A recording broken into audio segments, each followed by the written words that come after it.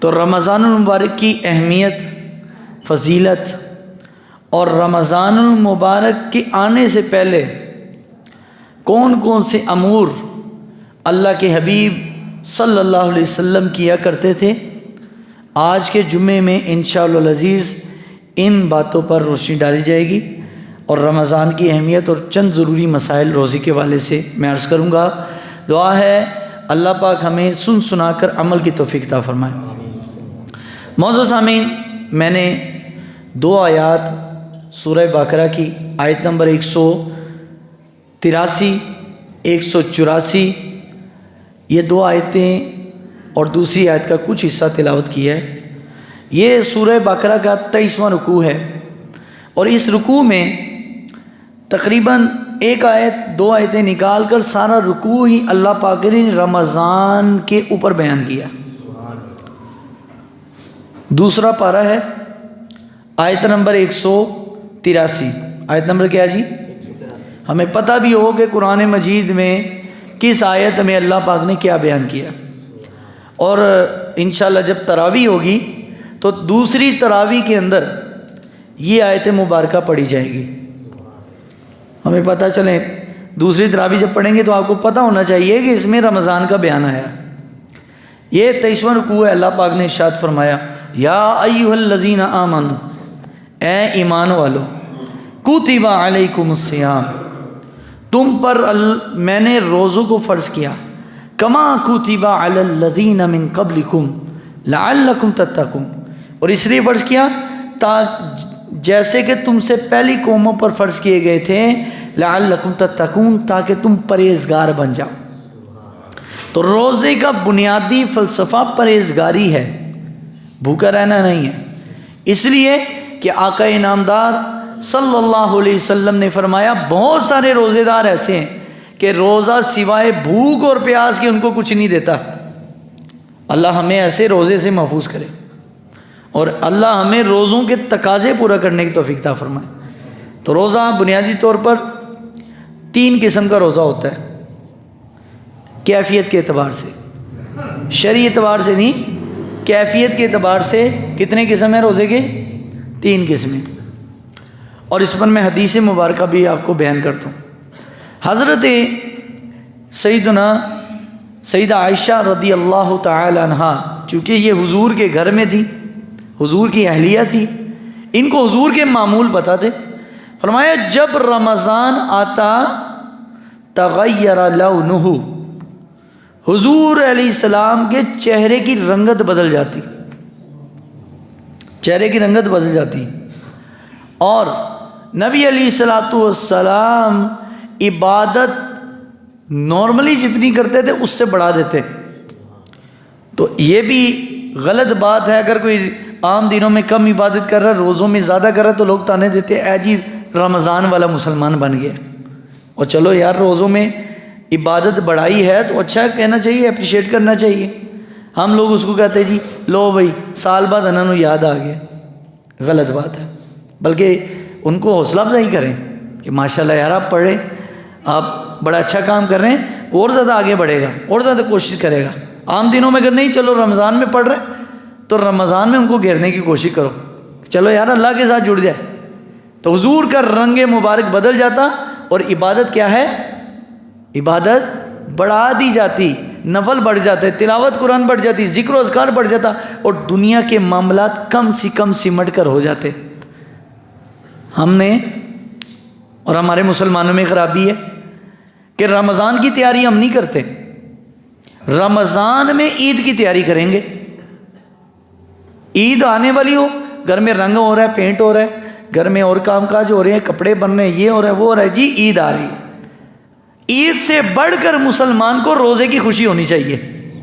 مسلمان کی اصل میں عید اس کا روزہ ہے کہ دن میں بار بار نمازوں میں اللہ کے سامنے کھڑے ہونے کا موقع ملتا ہے، تلاوت میں اور تراویح کے اندر کھڑے ہونے کا موقع ملتا ہے، زیادہ ذکر و اذکار کا موقع ملتا ہے، زیادہ سے زیادہ اللہ اور اس کے رسول پاک صلی اللہ علیہ وسلم کا نام نامی اسم گرامی سننے کا اور حضور پر درود پڑھنے کا موقع ملتا ہے۔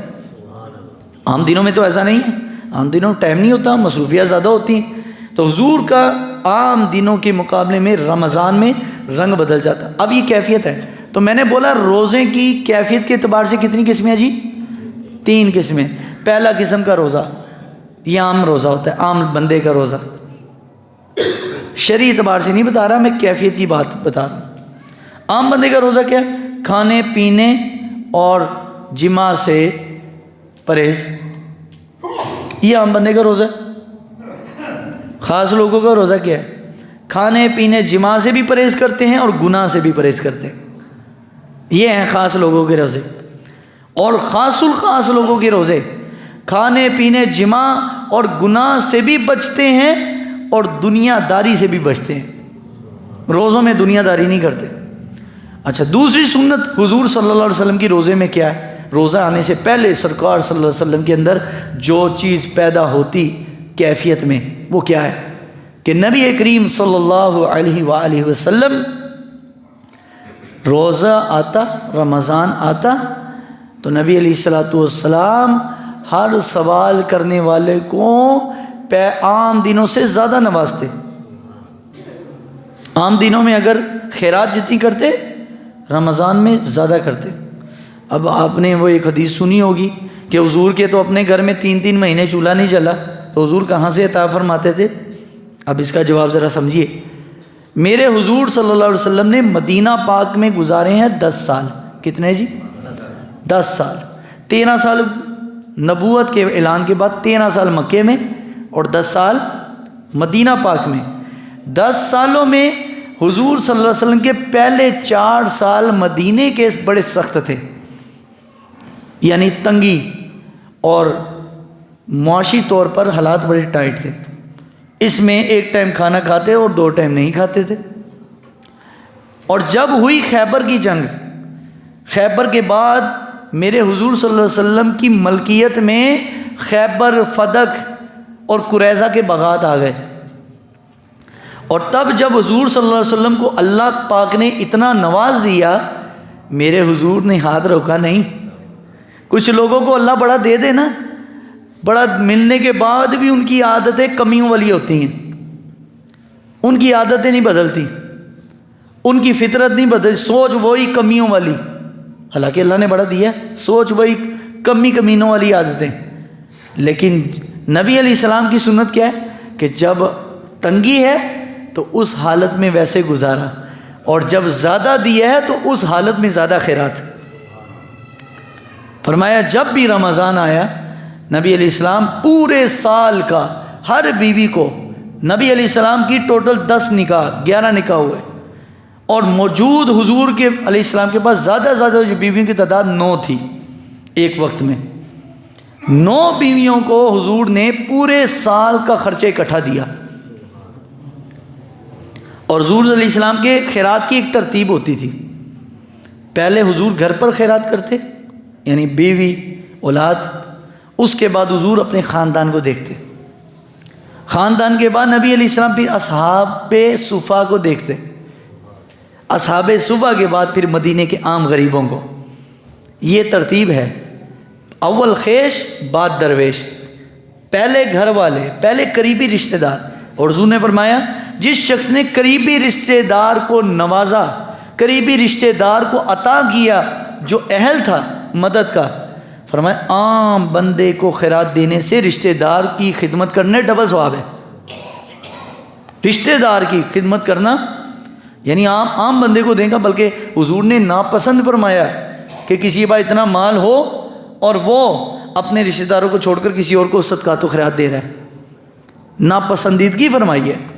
تو حضور علیہ السلام کا دوسرا عمل، پہلا عمل میرے آقا کریم صلی اللہ علیہ وسلم کا عبادت بڑھانا، اور دوسرا رمضان میں صدقات و خیرات بڑھانا. یہ 2 حضور علیہ السلام کے معمول تھے. اور چہرے کا رنگ بدل جاتا، عبادت کی فکر بڑھ جاتی. یہ ہے رمضان کا معمول حضور کا. اب آئیے رمضان کی اہمیت اور فضیلت پر. اللہ نے فرمایا یا ایھا الذین آمنوا کتب علیکم الصیام، تم پر روزوں کو فرض کیا جیسے تم سے پہلے لوگوں پر روزوں کو کیا کیا جی؟ فرض کیا. لعلکم تتقون، یہ چیز ہے روزہ.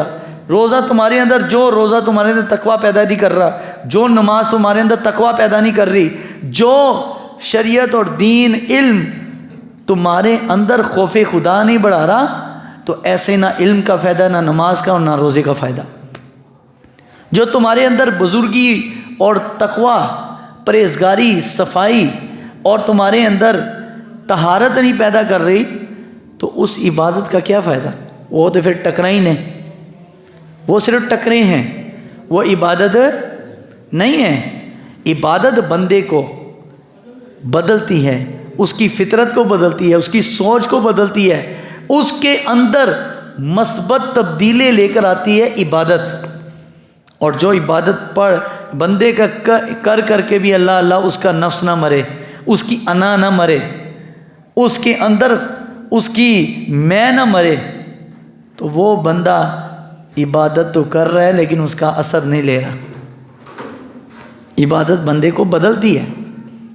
تو قرآن مجید نے جو فرمایا لعلکم تتقون، کہ روزہ تمہارے اندر تقوی پیدا کرتا ہے، خشیت پیدا کرتا ہے، تو اگر روزہ رکھ کے بھی بندے کے اندر وہ چیز نہیں آ رہی تو ایسا روزہ صرف بھوک اور پیاس کے علاوہ کچھ نہیں دے رہا۔ تو اللہ کے پیارے محبوب علیہ الصلوۃ والسلام پر اللہ تعالیٰ نے فرمایا ایام معدودات، اس کے مقرر دن ہیں، مقرر دن ہے، ایک تعداد ہے اس کی۔ فمن کان منکم مریضا او علی سفر فعدۃ من ایام اخر، جو تم میں مسافر ہے نمبر 1 پر، اور جو تم میں مریض ہے فعدۃ من ایام اخر، تو اللہ نے فرمایا اس کی روزوں کی قضا وہ بعد میں کر لے۔ مسافر کو بھی اجازت ہے، بلکہ جنگ بدر جو ہے رمضان میں ہوئی ہے، فتح مکہ کی جنگ رمضان میں ہوئی ہے۔ ان دونوں جنگوں پر صحابہ کہتے ہیں جس سال بدر کی جنگ تھی رمضان المبارک گرمی میں تھا، جس سال فتح مکہ ہوا رمضان گرمی میں تھا۔ دونوں سال میں فرمایا حضور علیہ السلام نے اعلان کیا کہ جس نے روزہ رکھا ہے وہ روزہ پورا کرے، اور جس نے نہیں رکھا اس پر کوئی گناہ نہیں، کیونکہ مکہ اور مدینہ کے درمیان فاصلہ مسافروں والا ہے، بندہ مسافر ہوتا ہے۔ حضور مدینہ سے مکہ آئے تھے نا، تو صحابہ مسافر تھے، لیکن نبی علیہ السلام نے روزہ رکھا بھی اور نہیں بھی رکھا تاکہ امت کے لیے آسانی ہو جائے۔ اور قرآن کی چلتی پھرتی تفسیر حضور نے کر دی کہ اگر حالت سفر میں روزہ رکھ لیں تو بھی ثواب ہے، نہ رکھے گناہ بولیے نہیں ہے۔ تو فرمایا فعدۃ من ایام اخر وعلی الذین یطیقونہ فدیۃ طعام مسکین، تو جو روزہ رکھنے کی طاقت ہی نہیں رکھتا، اب یہ ان کی بات ہے جی، روزہ رکھ کے جن کے اندر روزہ رکھنے کی طاقت ہی کوئی نہیں، اتنا سیریس بیمار ہے، جیسے شوگر کے مریض، شوگر بڑی آئی ہو یا بڑی لو ہو تو دونوں حالتوں میں کام خراب، تو وہ روزہ رکھ لے تو وہ بیچارہ دن بہ دن نیچے جاتا ہے، روزہ رکھے گا تو وہ کمزوری بڑھے گی اور بیماری بڑھنے کا خدشہ ہے، اور محسوس بھی ہوتا ہے اور ڈاکٹر بھی یہی کہتا ہے۔ تو فقہا فرماتے ہیں اگر طبیب کامل جو ہے کہہ دے کہ تیرے روزے رکھنے سے مرض بڑھ جائے گا، ایسے بندے کو چاہیے کہ پھر وہ روزہ نہ رکھے، اور اس کے لیے کیا ایک وقت کا وہ کھانا وہ فدیہ دے گا، ایک وقت کا کھانا یا کھانے کے پیسے دے دے، اور جتنا کھانا وہ خود کھاتا ہے جس لیول کا وہ اس لیول کا، غریب آدمی ہے تو وہ اپنے حساب سے اور مالدار وہ اپنے حساب سے۔ تو فرمایا فمن تطوع خیرا فهو خیر اللہ، جو اپنی طرف سے نیکی بڑھانا چاہے تو اس میں کوئی حرج بولیے نہیں ہے۔ وان تصوموا خیر لکم، اور اگر رکھ سکتا ہے کوشش سے خیر لکم، اللہ فرماتا ہے یہ زیادہ بہتر ہے۔ کیوں؟ حدیث شریف میں حضور نبی کریم صلی اللہ علیہ وسلم کا فرمان ہے جس نے رمضان کا ایک روزہ جان بوجھ کے چھوڑ دیا، جان بوجھ کے ترک کیا، پوری زندگی روزہ رکھتا رہے، رمضان کے ایک روزے کا مقابلہ نہیں ہو سکتا۔ ایک روزہ رمضان کا، پوری زندگی کے روزے ایک طرف، جو عام دنوں کے رمضان کے علاوہ 11 مہینے پوری زندگی روزہ رکھتے رہے، اور رمضان کا ایک روزہ چھوڑ دے تو پوری زندگی کے روزوں کا ثواب رمضان کے برابر نہیں ہو سکتا، اتنی فضیلت ہے۔ اور نبی کریم صلی اللہ علیہ وسلم نے فرمایا من قام رمضان ایمانا و احتسابا غفر لہ ما تقدم من ذنبی، جس نے ایمان اور احتساب کے ساتھ رمضان کے روزے رکھے تو کیا ہے؟ غفر لہ ما تقدم من ذنبی، پچھلے تمام گناہ اللہ تعالیٰ بخش دیتا ہے۔ اب یہ ایمان اور احتساب کیا ہے؟ ایمان اور احتساب کیا ہے؟ سمجھنے والی بات تو یہ ہے، مولوی صاحب یہاں سے ترجمہ کر کے گزر جاتے ہیں تو تھوڑے سے ان الفاظ پر ذرا غور و فکر کریں۔ ایمان اور احتساب، یقین رکھے کہ میں نے جس رب کے لیے روزہ رکھا ہے وہ مجھے دیکھ رہا ہے، اور روزہ یہی تو چیز پیدا کرتا ہے کہ ہم چاہے گھر کے کونے کے اندر موجود ہو، کھانے کو فریج بڑھی ہوئی ہے لیکن دن کے روشنی میں ہم نہیں کھاتے، اس لیے ہم کہتے ہیں رب دیکھ رہا ہے۔ یہ ہے ایمان۔ اور احتساب کیا ہے؟ اپنے اعمال کا محاسبہ، اپنے اعمال کا محاسبہ۔ روزہ رکھا ہو اس میں کوئی غلط بات نہ کہے، اس میں کوئی غلط کام نہ کرے، اس میں کوئی 2 نمبری نہ کرے کہ جس شخص نے یہ کر لیا اس نے اپنا محاسبہ نہیں کیا، اپنا حساب کرتا رہے، اپنے آپ کو پرکھتا رہے، دیکھتا رہے۔ حضرت عمر رضی اللہ تعالیٰ عنہ، آپ کا یہ معمول مبارک تھا، روزانہ رات کو پورے دن کے اعمال پر غور و فکر کرتے اور سوچتے عمر آج تم نے یہ غلطی کی، آج تم نے یہ غلطی کی۔ بعض اوقات ہم کہتے ہیں یار فلاں بندہ ہمیں ٹوک رہا ہے، یہ کون ہوتا ہے ٹوکنے والا؟ یاد رکھیے زندگی میں کوئی ٹوکنے والا نہ ہو تو بندہ بن ہی نہیں سکتا، کوئی نہ کوئی۔ یہ پیر و مرشد کیوں رکھے جاتے ہیں؟ لوگ کہتے ہیں جی ضرورت ہی کوئی نہیں، بس قرآن موجود ہے، حدیث موجود ہے۔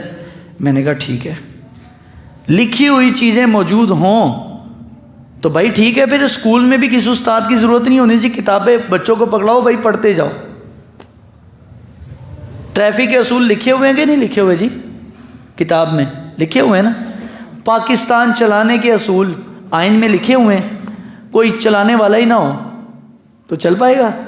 بھائی ملک ایک نگران کے بغیر نہیں چل سکتا، ٹریفک بغیر وارڈن کے نہیں چل سکتی، اسکول استاد کے بغیر نہیں چل سکتا، تو بندہ مرشد کے بغیر کیسے چل سکتا ہے؟ کیونکہ وہ تمہیں ٹوکتا ہے۔ خیر آج کل تو لوگوں کو ٹوکنے والے نہ پیر پسند ہے نہ مولوی پسند ہے، وہ کہتے ہیں نہ مولوی اس طرح کا ہو، بس سیدھی سیدھی باتیں کرے، سیدھی سیدھی باتیں کرے، قرآن کی آیت کا ترجمہ سنا دے اور بس۔ جو وَنَهِيَ عَنِ الْمُنْكَرَ کہے وہ نہیں، ایسا مولوی برداشت نہیں، نہ ایسا پیر برداشت ہے۔ ایسے پیروں سے بھی لوگ بھاگتے ہیں کہ بھائی وہ پیر دسے جڑی نمازاں بخشوا دے، جڑے ویسے ہی سانو بخشوا دے پیسے لے کے، اور ایسا مولوی چاہیے کہ جو ہماری مرضی کی باتیں کرے، ہماری چاپلوسی کرے، ہمیں اٹھائے اور ہمیں جناب گریس لگائے اور ویسلین لگائے اور پاؤڈر لگا کے ہمیں جناب کہ آپ بہت اچھے ہیں جناب۔ تو یاد رکھیے یہ احتساب جو حدیث میں آیا ہے کہ اسی کے گناہ بخشے جائیں گے اس روزے دار کے جو ایمان اور احتساب کرے گا، جو اپنے روزے کے اندر اپنی کیڑے نکالے گا، اپنی غلطیاں نکالے گا اور ان غلطیوں کو سیٹ کرے گا، وہ ہے محاسبہ کرنے والا۔ اور بندہ اپنی غلطی کہیں نکالتا ہے؟ بندہ کہتا ہے میں غلط ہوں، وہ تو اپنی انعام مارتا ہی نہیں ہے، وہ تو کہتا ہے نہیں یار میرے اندر غلطی ہے نا۔ یہ بغیر استاد اور بغیر مرشد کے یہ کام ہو ہی نہیں سکتا۔ تو ایسا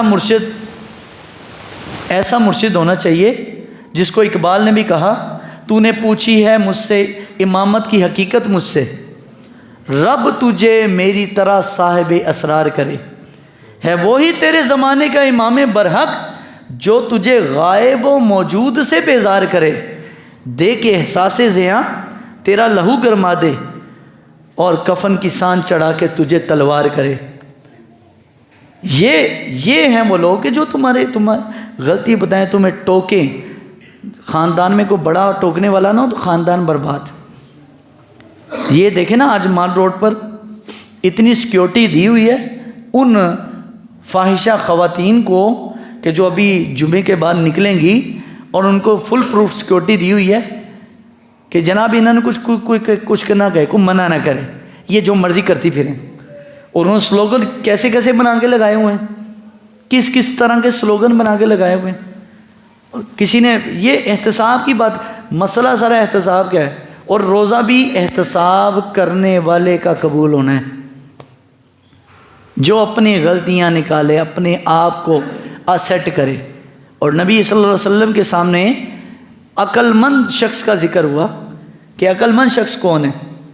سنیے نبی علیہ السلام کی بات۔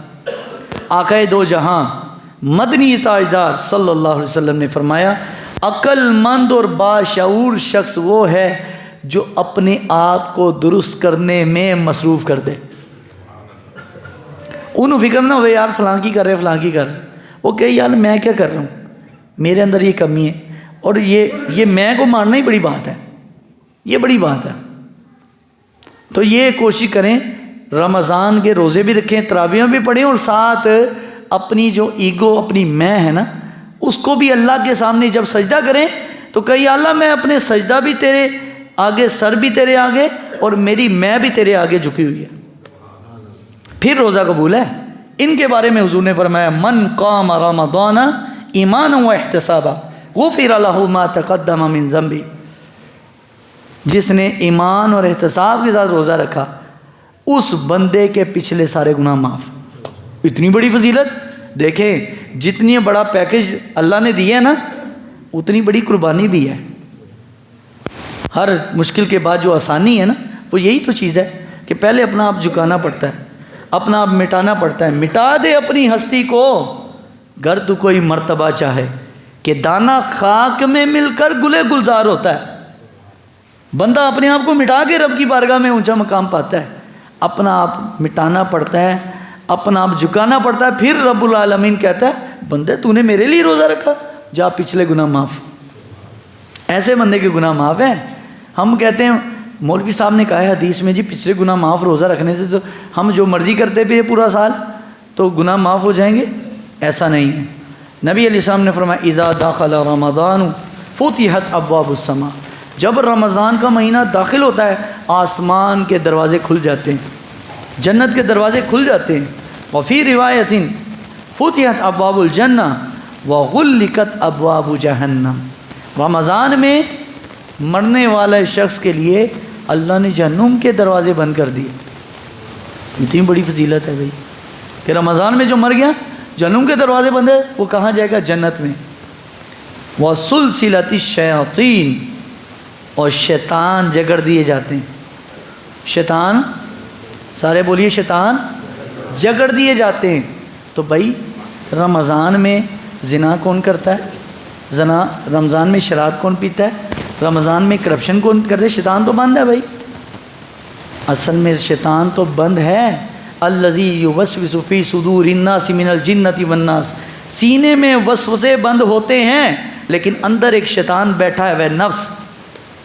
یہ نفس جو ہے یہ بندے کو ورگلاتا ہے۔ شیطان تو صرف مشورہ دیتا ہے آپ کو کہ بھائی ایسے کر لو، ایسے کر لو۔ جب اللہ نے فرمایا لا تقرب هذه الشجرة فتكون من الظالمین، اے آدم اس درخت کے پاس نہیں جانا۔ فَأَزَلَّهُمَ الشَّيْطَانُ، اللہ نے فرمایا شیطان نے پھسلا دیا۔ شیطان نے کان میں کہا تھا دور سے، حضرت آدم کو قریب نہیں کیا، دور سے کہا چیک تو کرو درخت میں کیا ہے۔ لیکن حضرت آدم نے بات نہیں سنی شیطان کی۔ بی بی ہوا، کیونکہ خاتون تو خواتین ہے نا، تو انہوں نے کہا اماں ہوا نے کہ اللہ نے لازمی کوئی اس میں کو راز رکھا ہوا ہے اس لیے ہمیں منع کیا۔ لیکن گئے اس کا پھل کھایا۔ اب درخت کون سا تھا اس کا علم کسی کو نہیں ہے کہ وہ انگور کا درخت تھا، بعض کہتے ہیں جی گندم کا دانہ تھا تو گندم درخت پہ نہیں لگتا۔ اب اللہ واللہ عالم کیا تھا، مفسرین نے مختلف اقوال تو بیان کیے ہیں۔ تو اس میں وجہ کیا تھی؟ فَأَزَلَّهُمَ الشَّيْطَانُ، شیطان نے صرف مشورہ دیا، عمل تو بی بی جی کے کہنے پر ہوا۔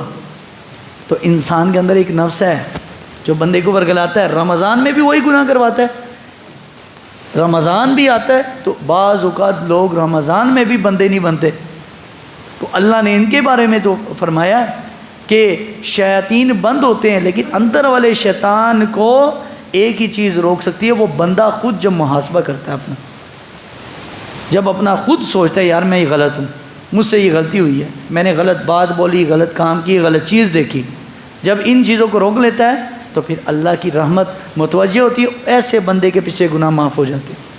اور دوسری حدیث میں نبی علیہ السلام نے فرمایا فی الجنۃ ثمانیۃ ابواب، جنت میں 8 دروازے ہیں. کتنے ہیں جی؟ حضور نے فرمایا جنت میں 8 دروازے ہیں. منہا باب یسمى الریان، ایک دروازہ جس کا نام باب الریان ہے. باب الریان لا يدخلہ الا الصائمون، جو رمضان المبارک کا روزہ محبت سے رکھتا ہے اور روزوں کا شوقین ہے، عام دنوں میں بھی روزہ رکھے، رمضان میں بھی روزہ رکھے، اللہ روزے کے عوض میں اس کو یہ انعام دیتا ہے، اس کو جنت کے دروازے باب الریان سے داخل کیا جائے گا. اتنی عظیم فضیلت ہے اس پر.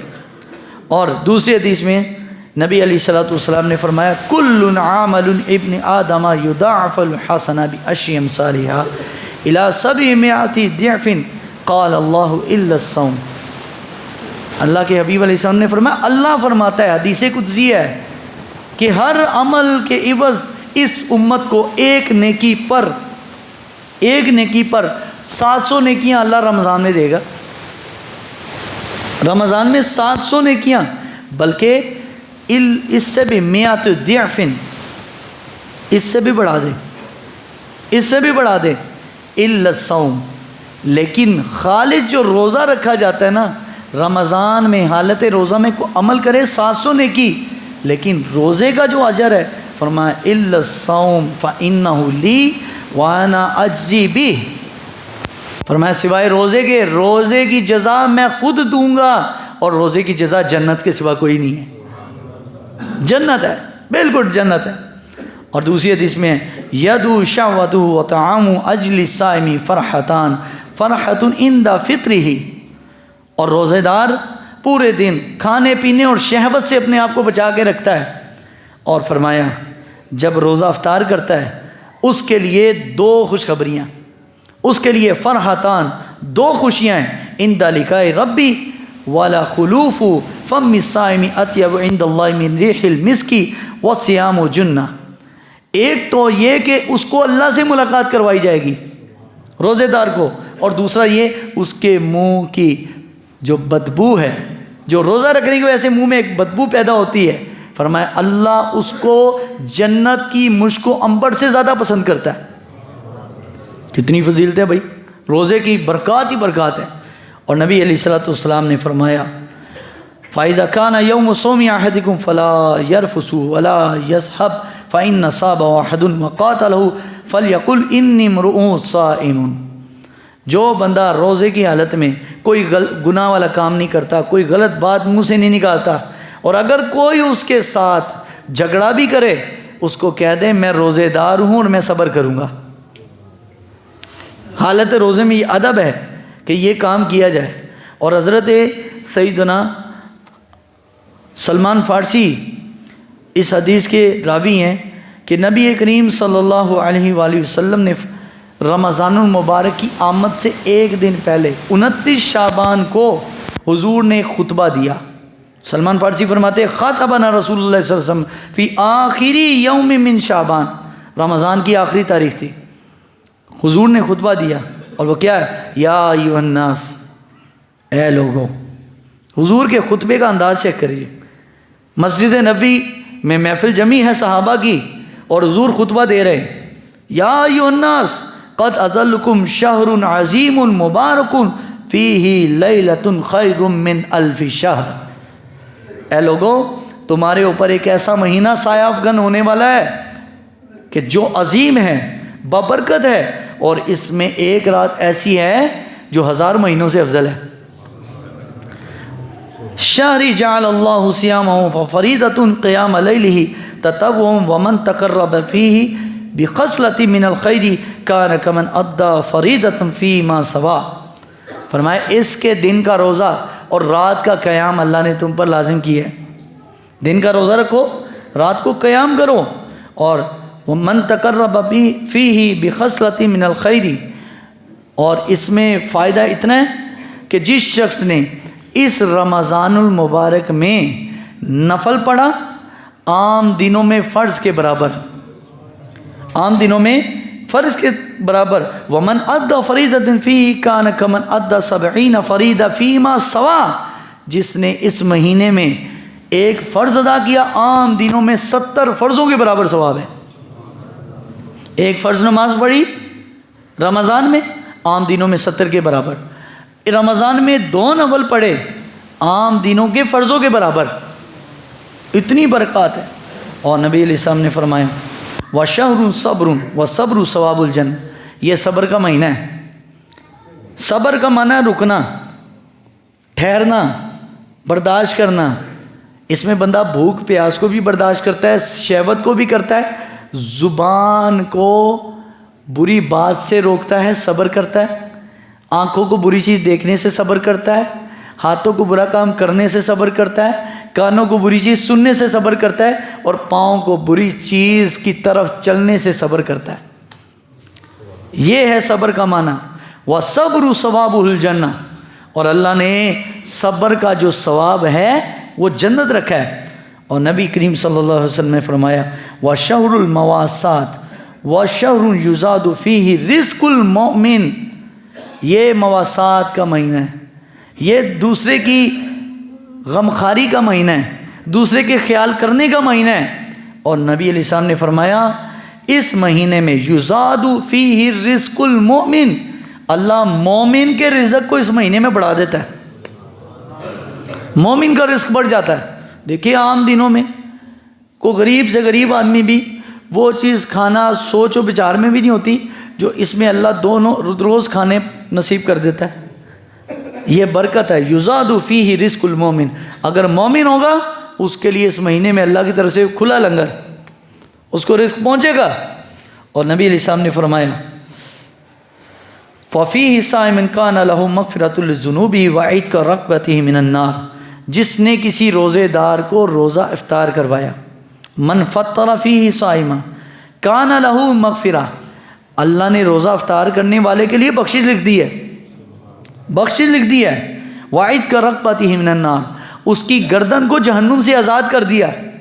وکان لہ مثل اجر من غیر ان ینتقص من اجرہ شیء، اور روزہ رکھنے والے کو جتنا ثواب کھلوانے والے کو بھی روزہ اتنا ہی ثواب، اور روزہ رکھنے والے کے ثواب میں کوئی کمی نہیں ہوگی۔ قلنا یا رسول اللہ صلی اللہ علیہ وسلم، ایک غریب صحابی کھڑی ہوئے، یا رسول اللہ صلی اللہ علیہ وسلم لیس کلنا نجد ما نفطر به الصائم، یا رسول اللہ صلی اللہ علیہ وسلم ہمارے پاس اتنی استطاعت ہی نہیں ہے کسی کو روزہ افطار کرا سکیں۔ فقال رسول اللہ صلی اللہ علیہ وسلم یعطی اللہ هذا الثواب من فطر الصائم على مسقۃ لبن او تمرۃ او شربۃ من ماء، جس بندے نے 3 چیزیں، اگر ایک کھجور کھلا دی، ایک گھونٹ دودھ پلا دیا، وہ نہیں ہے ایک گھونٹ پانی پلانے سے بھی روزہ افطار کروا دیا، اس کو بھی اتنا ثواب ہے۔ یہ ضروری نہیں بڑے بڑے دسترخوان لگائے جائیں، اگر آپ کی اتنی استطاعت ہے کسی کو ایک کھجور سے روزہ افطار کرا سکے تو حضور نے فرمایا اس کو بھی اللہ رب العالمین اتنا ہی ثواب دے گا جتنا پیٹ بھر کر کھانے کھلانے والے کو، اتنی برکتیں۔ اور ومن اشبع صائما سقاہ اللہ من حوضی شربۃ لا یظمأ حتی یدخل الجنہ، فرمایا روزہ رکھنے والے نے روزہ رکھا، روزہ کھلوانے والے نے اس کو پانی پلا دیا، اللہ اس کو یہ اجر دے گا، ایک تو گناہ معاف، ایک تو روزہ رکھنے جتنا ثواب، اور تیسرا فضیلت یہ ہے کہ قیامت کو اللہ میرے حوض سے اس کو حوض کوثر کا جام پلائے گا۔ لا یظمأ حتی یدخل الجنہ، اور اللہ تعالیٰ اس کو قیامت والے دن پیاسا نہیں کرے گا جب تک وہ جنت نہ چلے جائے۔ حوض کوثر میں پانی پینے سے لے کر جنت اور دوزخ کے فیصلہ ہونے تک اس بندے کو پیاس نہیں لگے گی۔ سورج سوا نیزے پر ہے، لیکن حوض کوثر کا ایک جام بندے کی ساری پیاس کو ختم کر دے گا۔ جب سب لوگ پانی مانگیں گے، سب لوگ نفسی نفسی کہیں گے کہ ہائے میں مارا گیا، ہائے میں مارا گیا، جب لوگ کہیں گے اس وقت وہ پانی کا قطرہ، وہ ایک گھونٹ دودھ یا ایک کھجور جس نے کسی روزے دار کو کھلائی، میرے آقا کریم صلی اللہ علیہ وسلم نے فرمایا اللہ تعالیٰ اس کو حوض کوثر کا جام دے گا۔ اور حدیث میں ہے نبی علیہ السلام نے فرمایا وَهُوَ شَهْرٌ أَوَّلُهُ الرَّحْمَةِ، اس مہینے کا پہلا عشرہ رحمت ہے، وَأَوْسَطُهُ مغفرہ، دوسرا عشرہ مغفرت ہے، وآخر عتق من النار، اور آخری عشرہ جہنم سے آزادی کا ہے، جہنم سے آزادی کا. ومن خفف عن مملوکہ فیہ غفر اللہ وعتقہ من النار. اب یہ ان لوگوں کے لیے جو فیکٹریوں میں ملازمین رکھے ہوئے ہیں، جنہوں نے اپنے اداروں میں ملازمین رکھے ہوئے ہیں، جنہوں نے اسکولوں کے اندر پرائیویٹ اسکولوں میں ٹیچرز رکھے ہوئے ہیں، کام عام دنوں کی طرح لے رہے ہیں ان سے دبا کر. حضور نے فرمایا جس نے کام کم لیا اور مزدوری اس کو رمضان میں پوری دی، رمضان کی وجہ سے اس سے ہلکا ہاتھ رکھا، اس سے کام کم کروایا روزے کی وجہ سے کہ روزے دار ہے. حضور نے فرمایا جس نے اپنے ماتحت سے نرمی بڑھتی حالت روزے میں، اللہ اس کو بھی جہنم کی آگ سے خلاصی دے دے گا. اب جن لوگوں کے ماتحت لوگ کام کرنے ہیں وہ اس چیز کا خیال کریں کہ پورے 11 مہینے بھائی کمانا ہی ہے، محنت مزدوریاں ہی کرنی ہے.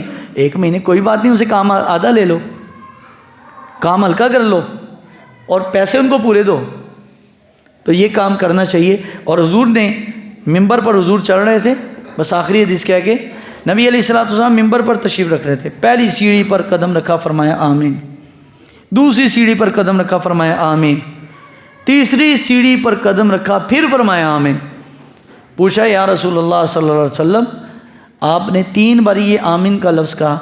فرمایا میرے پاس جبریل موجود تھے ممبر کے پاس، اور جبریل نے کہا یا رسول اللہ صلی اللہ علیہ وسلم جن کے سامنے آپ کا نام نامی اسم گرامی آئے اور وہ آپ پر درود نہ بھیجے، ایسا بندہ برباد ہو جائے. حضور فرماتے میں نے کہا آمین. دعا کون کر رہا جی؟ فرشتہ. اور آمین کون کہہ رہے؟ نبی علیہ السلام. دعا کرنے والا بھی معصوم اور آمین کہنے والا بھی معصوم. اور جو معصوم ہوتا ہے اس کی دعا قبول ہوتی ہے. معصوم عن الخطا، صرف 2 ہی لوگ ہیں، نبی اور فرشتے. اس کے علاوہ دنیا میں کوئی معصوم نہیں ہے، غلطی ممکن ہے ہر کسی سے سوائے نبیوں اور فرشتوں کے. تو حضور نے فرمایا جس کے سامنے حضور صلی اللہ علیہ وسلم کا نام نامی اسم گرامی ہے درود نہ پڑے، ایسا شخص کیا ہو جائے؟ برباد ہو جائے. بربادی کی دعا جبریل نے کی اور آمین حضور نے کہا. تو بھائی وہ بربادی سے بچ سکتا ہے؟ تو بڑے لوگ کہتے ہیں حضرت محمد نے یہ فرمایا، صلی اللہ علیہ وسلم کہیں گے نہیں. تو حضور نے فرمایا ایسا شخص برباد ہو جائے جس کے سامنے میرا نام آئے اور درود نہ پڑے. تو بڑا بدبخت شخص ہے جس کے سامنے حضور کا نام ہے اور صلی اللہ علیہ وسلم نہ پڑھے. اس لیے خطبے میں عربی خطبہ نہیں، اردو خطبہ بیانات میں یا جب کبھی نبی صلی اللہ علیہ وسلم کا نام ہے تو ساتھ صلی اللہ علیہ وآلہ وسلم زبان سے کہا کریں. میری بھی کوشش ہوتی ہے کہ جب بھی بولوں تیزی میں بھی تو علیہ السلام کم از کم کہہ دوں. تو نبی علیہ الصلوۃ والسلام نے دوسری سیڑھی پر قدم رکھا تو پھر فرمایا آمین. فرمایا صحابہ جبریل نے یہ کہا کہ یا رسول اللہ صلی اللہ علیہ وسلم جس کے ماں باپ زندہ ہوں اور وہ ماں باپ کی خدمت کر کے جنت حاصل نہ کر لے، ایسا بندہ بھی کیا ہو جائے؟ برباد. میں نے کہا آمین. تو بڑے بدبخت لوگ ہیں کہ جن کے والدین زندہ ہوں اور وہ ان کو تنگ کرتے ہوں. کئی تو ایسے بدتمیز قسم کے والدین ہیں، ان کے ماں باپ بتاتے ہیں کہ بچے ہمارے ساتھ ہمیں مارتے ہیں، ہاتھ اٹھاتے ہیں. اور یہ قیامت کے علامات میں سے کہ نبی علیہ الصلوۃ والسلام نے فرمایا قیامت تب تک قائم نہیں ہوگی جب تک لوگ اپنی ماں باپ کو چھوڑ کر بیویوں کے پیچھے نہ لگ جائیں. بیوی کا حق اپنی جگہ، والدین کا حق اپنی جگہ. اگر والدین جو ہے خدمت کے اہل ہیں تو ان کی خدمت لازمی کرنی چاہیے. ہاں اگر ویل سیٹلڈ ہے، بہت اللہ نے دیا ہے تو ایک اور مسئلہ ہے، پھر بھی آپ ان کے ساتھ حسن سلوک رکھیں. اور تیسری سیڑھی پر قدم رکھا تو رمضان کی بات کی. نبی علیہ الصلوۃ والسلام فرماتے ہیں کہ جبریل نے کہا یا رسول اللہ صلی اللہ علیہ وسلم ایسا شخص بھی برباد ہو جائے کہ جس کے پاس یہ عظیم مہینہ رمضان کا آئے اور وہ رمضان المبارک کے مہینے میں رب کو راضی کر کے جنت نہ لے لے، ایسا بندہ بھی برباد ہو جائے. تو فرمایا میں نے آمین. تو جو بندہ رمضان کے آنے پر بھی اپنی بخشش نہ کروا سکے تو ایسے بندے سے بڑا بدبخت کوئی ہے بھائی؟ تو بڑا بدبخت ہے جس کے پاس روزہ ہے اور روزوں میں بھی وہ اپنے پرانے کرتوتوں سے باز نہ آئے، غلط کاریوں سے نہ رکے، غلط کاموں سے نہ رکے. تو ایسا شخص سے بڑا بدبخت اور کوئی نہیں ہو سکتا. اللہ تعالی ہم سب کو اس عظیم مہینے کی سعادت نصیب فرمائے۔ اور یہ اعلان سن لیں، آپ کی اس مسجد میں تراویح تو ہر سال ہی ہوتی ہے، لیکن اس سال ایک جو ہے وہ ارادہ یہ ہے کہ تراویح میں جو کچھ پڑھا جائے گا نا، ابھی اہل سنت کی مساجد میں الحمدللہ یہ کام شروع ہو گیا ہے کہ تراویح میں جو کچھ پڑھا گیا، صبح فجر کا درس جو ہوتا ہے اس میں ہم تراویح میں پڑھے گئے قرآن کی جو منزل ہے اس کا خلاصہ 20 سے 25 منٹ میں انشاءاللہ وہ عرض کریں گے روزانہ صبح۔ تراویح رات کو ہوگی، اگلی فجر کی نماز میں اس کا خلاصہ بیان ہوگا۔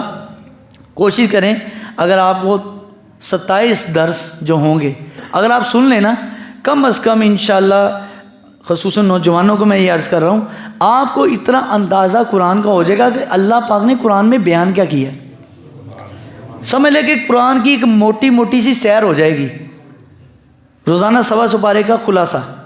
تو تفصیل تو خیر 5 گھنٹے بھی کم ہے، لیکن اس کا ایک مختصر خلاصہ، اس کے مضامین اور کچھ چند ضروری مسائل جو ہوں گے وہ انشاءاللہ عرض کریں گے۔